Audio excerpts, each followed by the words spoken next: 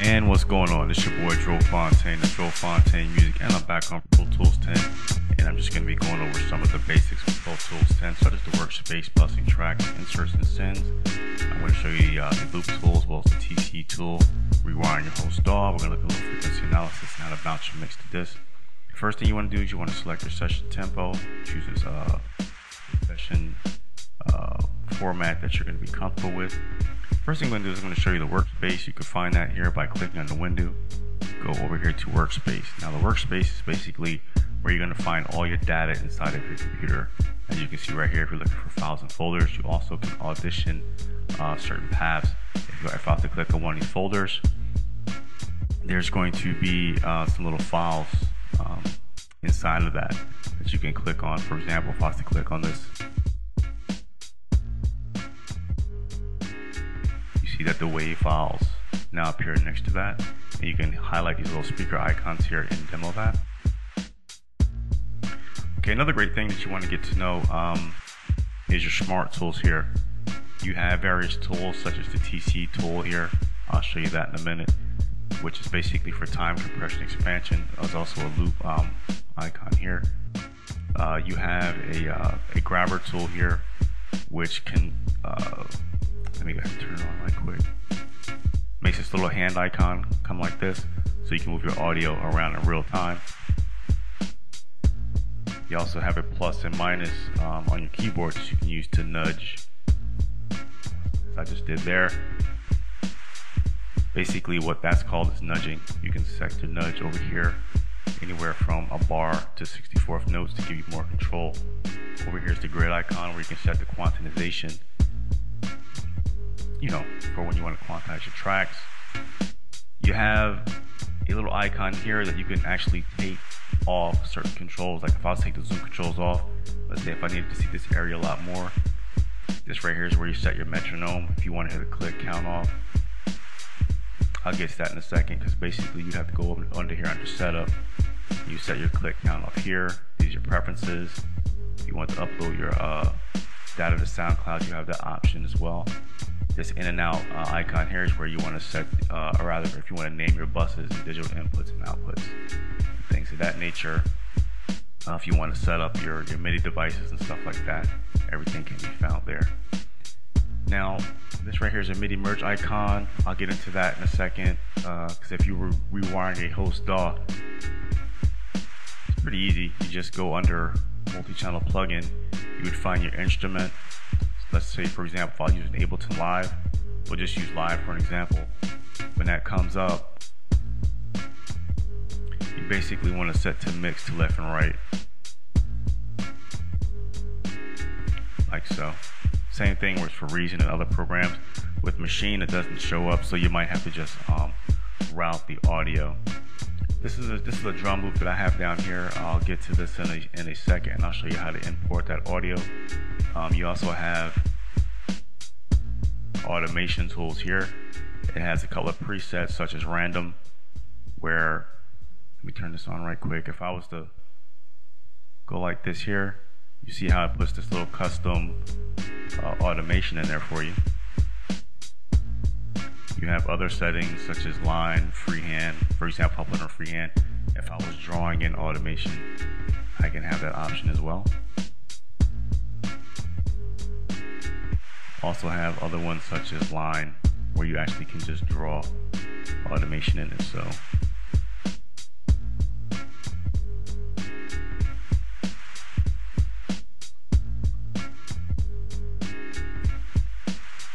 which is another great tool. You also have your clip gain feature here, where you actually can adjust the RAM dBs. Okay.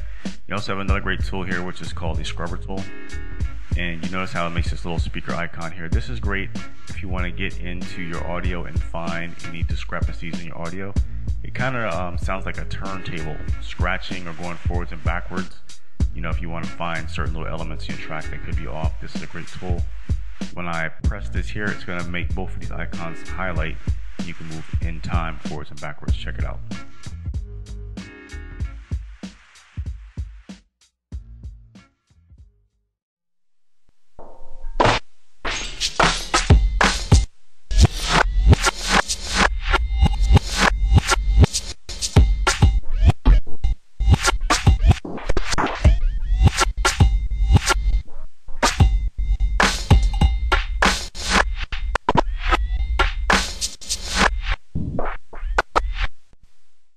Okay, so I'm not going to go too crazy with that, but that's another great tool. And you have different settings here, such as tab to transients. You have mirrored MIDI editing.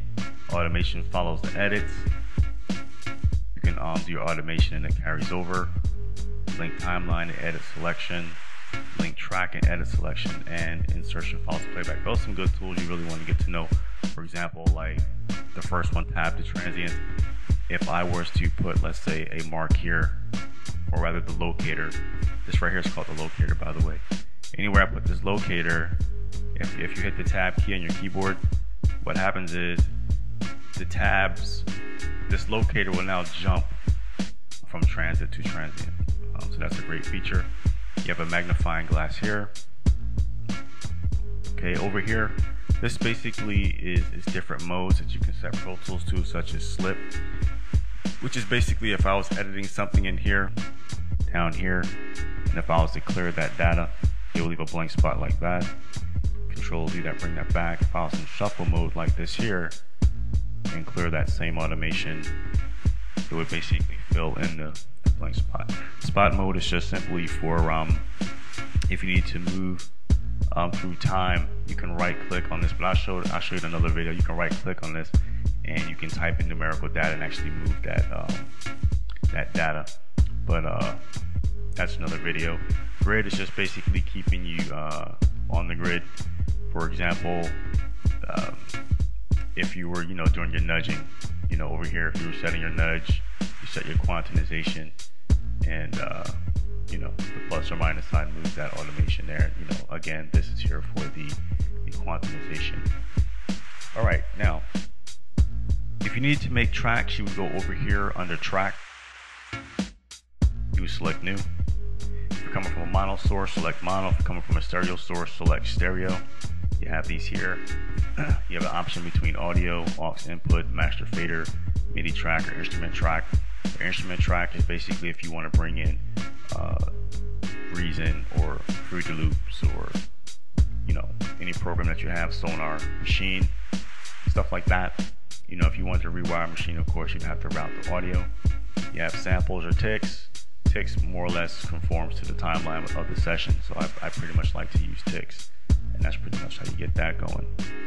And down here you have your inserts and your sends.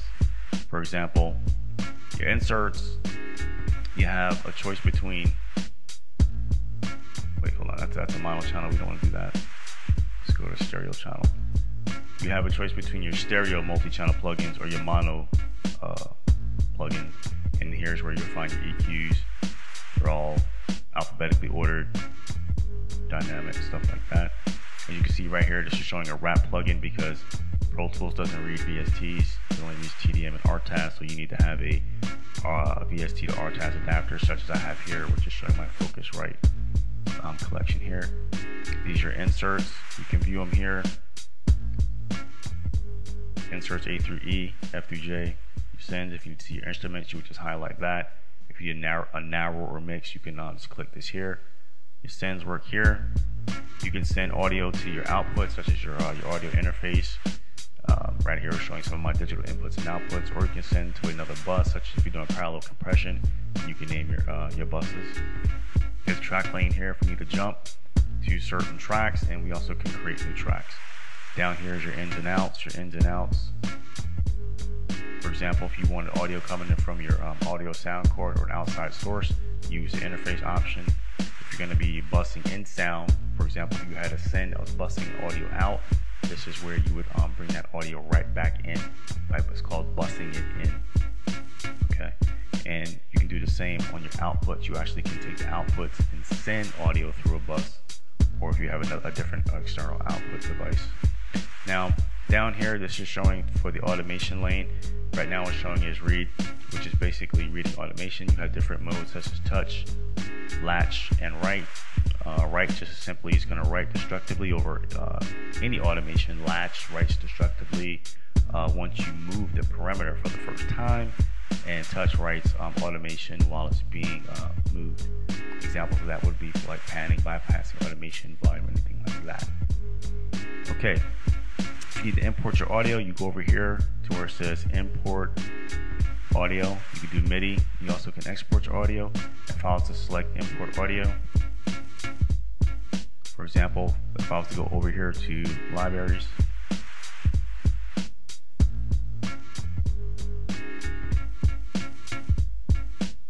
as you can see here, you can search by different methods such as MP4s, Rex, AAC, QuickTime, AVI, Wave, you know, whatever the case may be. You can jump into our kit.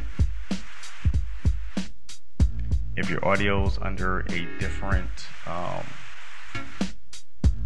source sample rate than your session, you can convert that. For example, if I was to take this here and it's not showing up with the correct source sample rate, you have to select convert files. When you convert the file, it jumps over here. You can apply the source sample rate. You can adjust the quality here. If it's not the correct source sample rate, ProTools will let you know and give you a message about that. And yeah, man, another good practice is you might want to look into the phase scope. Let me go ahead and open this up. Now, as you can see here, I can adjust the width and make my voice sound a lot more towards the middle of the frequency, or a lot more towards the outside of the frequency. Now you can hit the mid side button here, you can hear that a lot better. If I was to bring that down like this here, I'll bring that up. So the reason why I wanted to, you know, show that, let me go ahead and turn this on. And let me bring up a analyzer. Let's jump in the sound field, let's jump on the frequency here.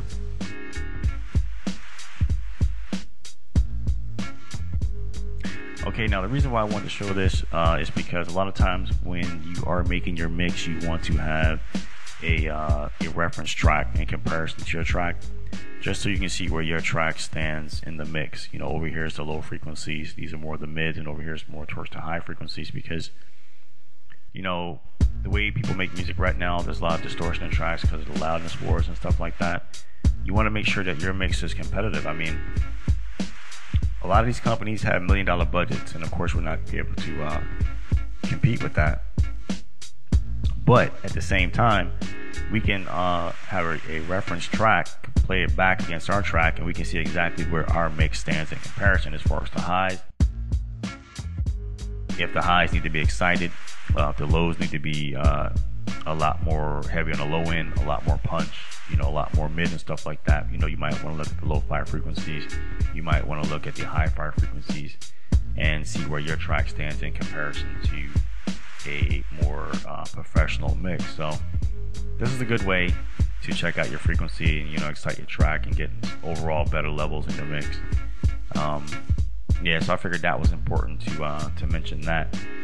So yeah, that's pretty much it, man. I think I'll hold it up right here.